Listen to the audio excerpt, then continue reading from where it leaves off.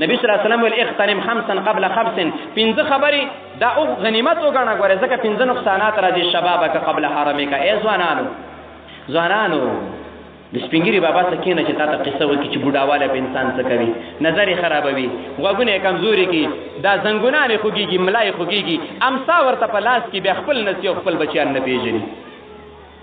ځوانانو ګوره د ځوانۍ قدر وکړه، د ځوانۍ قدر نه دی بلکې د الله بندګي. وایي د صحت مخکې د مرستیا نه، مالداري مخکې د فقر نه، فراغت مخکې د شغل نه، او ژوند مخکې د مرګ نه، د حیات دا کمال وګڼه. ځواني د الله هغه نعمت دی، د الله ډېره خوښه ده. کله چې انسانان جنت ته لاړ شي، الله رب العالمین به ټول ځوانان کې 33 کاله کې به، او نبی صلی الله علیه وسلم فرمایي وایي د دنیا او د آخرت په ځوانۍ کې فرق دا دی چې د نه وروسته بوډاوالی او مرګ او کمزوري راځي، د جنت په ځوانۍ کې کمزوري نه راځي. ولا یفنا شبابه، د جنت ځواني نه بې ځواني کېږي. ای ځوانانو ورونو، ځوانان د الله دومره خوښ دی جنت ته به.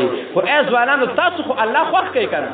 مدرسه خوښه کوي که نه؟ جومات خوښ کوي، عالم خوښ کوي، ښکلی شکل ساز کوي. حرام مه کوئ، چرس مه کوئ، زنا مه کوئ، سندرې مه اورئ، پردۍ چنې ته مه تاویږئ. که تاویږئ د الله رب العالمین چنې ته تاویږئ، او کله اول صف ته ځان رسوه، او که ځای نه و شاته ودرېږه. د جمعې په ورځ د هر چا نه مخکې راشه، جومات جارو که، جومات ته جارو راوړه، د جومات برق راوړه، جومات ته بیټري راوړه.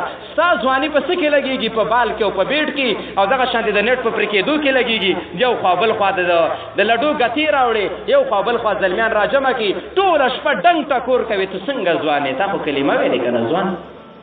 تا یوسف وانه اورېدلو، تا موسی وانه اورېدلو، تا د ابراهیم تبرګي د بوتانو په سر ولې ونه لیدله؟ تا د مریم د عزت نه ډکه پرده ونه لیدله؟ تا د شعیب علیه السلام د لور دا په قلاره غوښتونکي قدمونه ولې وانه اورېدل؟ ځوانه ته به آخرت ته آخر څه وړې؟ ځوانه زه دا ماته ووایه.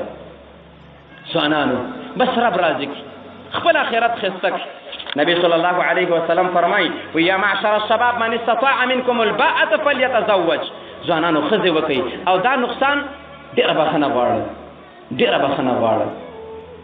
دا نقصان زمونږ مشرانو جوړ کړلو، او زمونږ تروريانو میاندو ښځو جوړ کړلو. هغو رواجونه ډېر کړل، اجي کاکا مهر ډېر کړلو، او دواړه لګې دی. وایي هلک هم وړوکی دی او جینۍ هم وړه ده. هلکه څومره عمر دی؟ یاره مولوي صاحب داسې تخمیناً خبره به وکړمه، الله مې دې نه خطا کړي، یاره 28 کاله به یې دا زما دا لور، دا خو صاحب ډېره وړه ده ماشاءالله، چې ور یې نه کړي. هلکه ته زموږ چانه کې څه کوي؟ نو تا ته پته چې څه کوي، خفه کېږو به سره نه.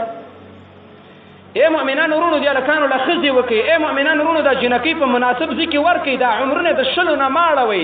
نبي صلی الله علیه وسلم وفات کېږي، د دنیا نه رب العالمین طرف ته روان دی. د عایشې رضی الله تعالی عنها عمر څومره د علماو؟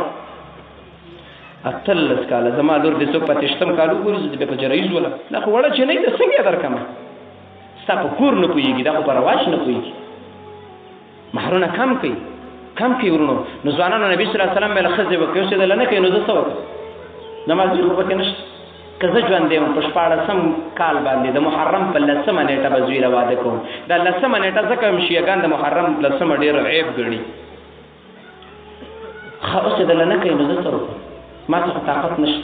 رسول الله درته دویمه خبره وکړه، وایي چې واده وله نه کوي ګناه دې کېږي. وایي د الله پیغمبره زه څه وکړم؟ مال یې خو نه کوي. وایي ته روژې ونیسه، ته څه وکړه؟ روژې ونیسه. ځکه روژې ونیسه چې د دې د وجې نه به ستا نفس کنټرول وي. ای ځوانانو، ستاسو بله ذمه داري څه ده؟ د دې حدیث مقصد ویمه، د ځان نه ګناه بچ کول، په نیک عمل